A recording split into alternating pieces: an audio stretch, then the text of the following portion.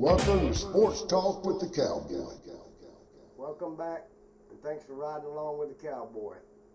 We're going to review the game that we beat the Carolina Panthers in Sunday, a 32-6 victory, as predicted here at Sports Talk with the Cowboy.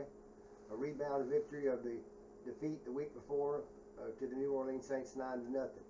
Congratulations to the Tampa Bay Buccaneers, first division title in 13 years. Their last one was in 2007, and so this is a division-winning team. They won the division Sunday when they beat the Carolina Panthers. It was a good game up in Carolina.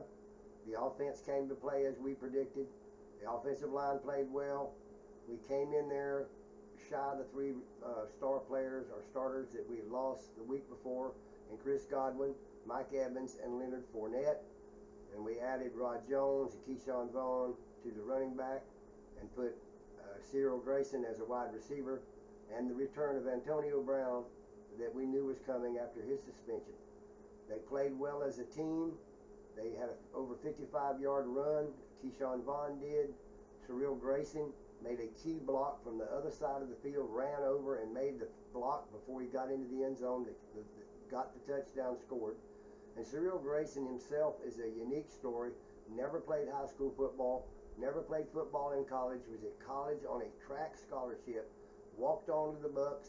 The Bucks picked the flyer up on him a couple years ago. He's been on the practice squad, brung up to the starting team a couple of times, and Sunday again, and he showed every time that he's brought up what unique skills he has. He has super speed, of course, as a track star, but his blocking and learning of the NFL's blocks and other things have just been so technically great. And that was a magnificent block that he ran across the field and made for Keyshawn Vaughn that broke a touchdown for Keyshawn Vaughn.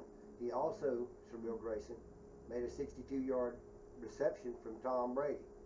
Cameron Brake caught one in the end zone. The offense looked clicking with backup players, or non-starters. Let's not say backups. Let's say non-starters. So they got their chance to get out on the field and show what they could do. And yes, they were playing the Carolina Panthers, but a victory is a victory. It's either a W or an L, and it was a W Sunday that clinched a division title for the Tampa Bay Buccaneers. There were no serious injuries to any Buck players during that game Sunday. Another magnificent plus. The defense showed up, played well. As you heard here first last week from Sports Talk with the Cowboy, backup or non-starting linebacker Kevin Minter, number 51. We said look for him. Well, he got 2 sacks Sunday. He can play starter on any team in the NFL, but he is a non-starter on our team. But that's how good of a player Kevin Minter is with the Tampa Bay Buccaneers. Showed up big Sunday. So did Joe Tryon, taking the place of Jason Pierre-Paul, which is still out. So a lot of these players came in and showed what they could do as starters Sunday against the Carolina Panthers. And that same group will be back this Sunday when the Buccaneers go to New York to play the New York Football Jets in a game that we need to win to stay in the hunt for the number 1 seed in the playoffs. So we're going to be scoreboard watching, hoping that the Cowboys and, yes, the Green Bay Packers lose, and we got to continue to win. And with last news, the taping of this show, Bruce Arians has contracted COVID and will probably not travel to the New York Jet football game Sunday. He will stay home in Tampa and wait till the following week when they play the Carolina Panthers there. So that is breaking news here at the Sports Talk with the Cowboy. It's been out about 24 hours, but whether he will be attending the game or being up in the box, we have been told, or our sources have let us believe, he will not be making the trip because he could aggravate his illness by traveling. So overall, the Buccaneers came back out and showed the greatness of Tom Brady, the greatest quarterback ever, to put that ball in different players' hands, and which is exactly what he did Sunday. And we hope that he does the same thing with no injuries this Sunday against Gang Green up in New York. We need to get in there without anybody injured and have a good game, and all these players need to be added into the offense and given their time to shine and get it acclimated so that they could be ready to use when we go into the playoffs. We didn't see much of Tyler Johnson. We didn't see much of Scotty Miller. and we probably will see a lot more of them this week. We're going to get a big hurting of Keyshawn Vaughn and Ronald Jones on the ground, and we're going to see a lot more Cyril Grayson, I'm sure, and Antonio Brown. And let me say this about Antonio Brown being out. He came back in and was the #1 receiver on that field. He was that much better than anybody else out there. He caught over 10 passes from Tom Brady. They had a natural connection. He went over 100 yards receiving himself on Sunday. That's how good Antonio Brown is. Congratulations to Antonio Brown. A wonderful game. Congratulations to the Buccaneers for bouncing back. We knew they would. We love them, and they did. And congratulations to the organization to have won the division crown. And we've already done that. So we're going to move on now to the college football playoffs. And the college football playoffs will be this Friday night in Dallas. The Cotton Bowl will feature Alabama against Cincinnati. And the winner of that game will be in the college championship game, which we refer here at Sports Talk with the Cowboy because we want to keep it real. We call that the college Super Bowl. But of course, the NFL can only call their game the Super Bowl. But here at Sports Talk with the Cowboy, we're going to call it the college Super Bowl. Okay? So we're going to refer to it that way. So the game again in the Cotton Bowl will be Alabama and Cincinnati, and the winner of that game will play in that college Super Bowl. And the Orange Bowl will be played that very night, Friday night, New Year's Eve. It will be Georgia Bulldogs against the Michigan Wolverines. And I believe that Alabama will beat Cincinnati in the Cotton Bowl, and I believe an upset will happen with Michigan beating Georgia. And I know you've been a lot of Cowboy Sports Talk with Cowboy fans love the Georgia Bulldogs. I love the Bulldogs, but I'm pulling for those Wolverines because they've had a magical season, physically beating Ohio State, physically beating them up for the first time in 7 years. They won that game and then went on to win the Big Ten championship. So they are on a magical roll. They have a good ground game and a solid defense, Michigan Wolverines. If they can keep that high-powered, high-scoring offense of Georgia off the field, they have an opportunity to make it a good game. I think it'll be a lot closer than the Alabama-Cincinnati game, but I could be wrong. That's why we watch the game. There's a sad note to tonight with the passing of legendary coach John Madden, the Super Bowl winning coach of the Oakland Raiders in 1977 against the Minnesota Vikings, and 30-year broadcaster with CBS and Fox, passed yesterday. He was 85 years old. He was a legend in his own right. He was the inventor of the video game Madden, which is the biggest selling video game in the history of video games. That should just tell you. That was it. It was the biggest of our big. And it'll always be. And his voice was a character that moved that broadcast and moved it with Pat Summerall for 14 Super Bowls. We were brought up by it. He seemed to be a guy you could drink a beer and eat a burger with, a regular guy, a sports talk with Cowboy fan is what he'd have been. He'd have been a regular guy. So we're going to miss Coach Madden, but we'll have him in our hearts. It's a sad news and sad note, but we had to make it here on Sports Talk with the Cowboy. And now we're going to go to the question and answers. And we've got a couple questions. And the first question is going to be from Mary in Avon Park.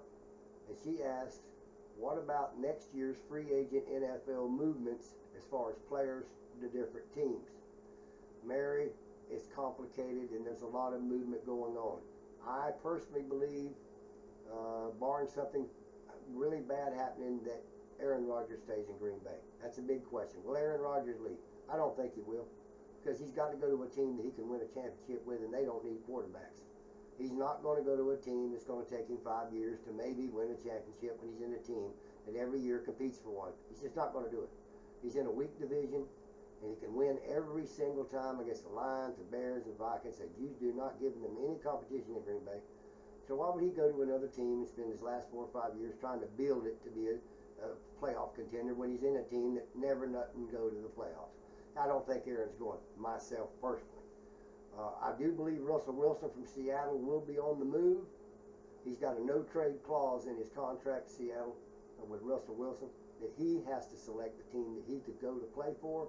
And one of those teams, he selected that he would be be traded with would be the New Orleans Saints. I believe that Russell Wilson will be the quarterback of the New Orleans Saint football team next year because he wants to go to that team. Only 3 other teams he put down that he would be willing to be traded to. New Orleans will get rid of Jameis Winston, and there will be Russell Wilson. And the Saints can make a run to win another Super Bowl. It's the Brady effect. They watched the Bucks do it. Now the big gunslinging quarterbacks want to get out there and do it too. But they want to go to a team that they can win with and not a long period of time to build. They're in the twilight of their career. So I believe those 2 players will be moved, and there will be many, many others, Mary.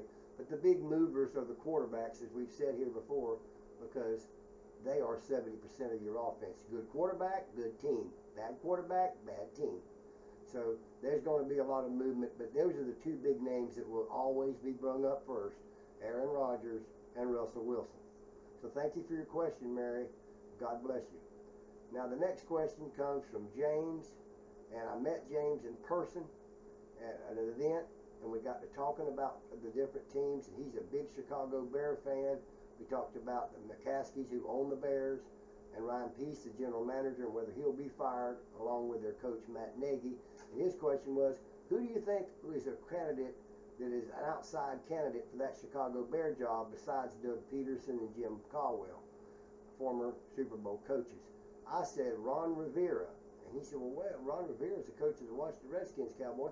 He is now, but he played football as a player for, guess where? The Chicago Bears. And who gave him his first coaching job? Guess who it was? The Chicago Bears. And who did he say that he always wanted as a dream to coach for? The Chicago Bears. And they have an opening.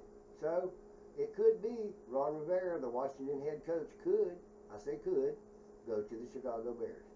So I think, James, it's going to be Doug Peterson, the coach of the Eagles that won the Super Bowl a couple years ago, Jimbo Caldwell, who took the Colts to the Super Bowl against the New Orleans and lost, was an assistant with Tony Dungy when they beat the Bears, so he got a Super Bowl ring there as an offensive coordinator.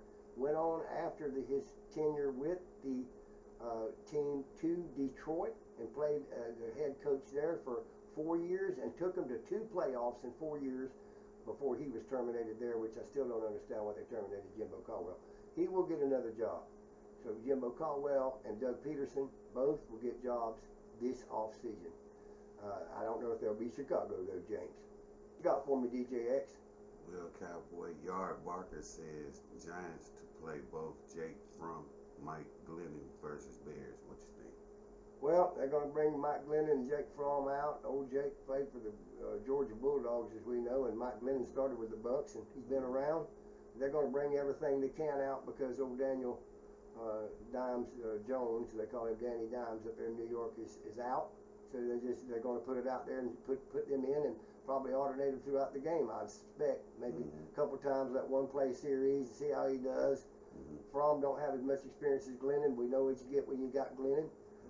So we'll see how that goes.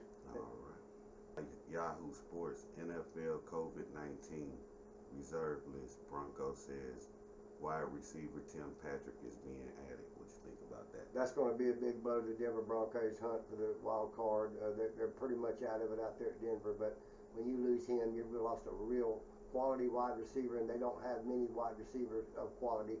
Teddy Bridgewater needs a good wide receiver, and he certainly will be sorely missed by that Bronco offense. There's no doubt about it.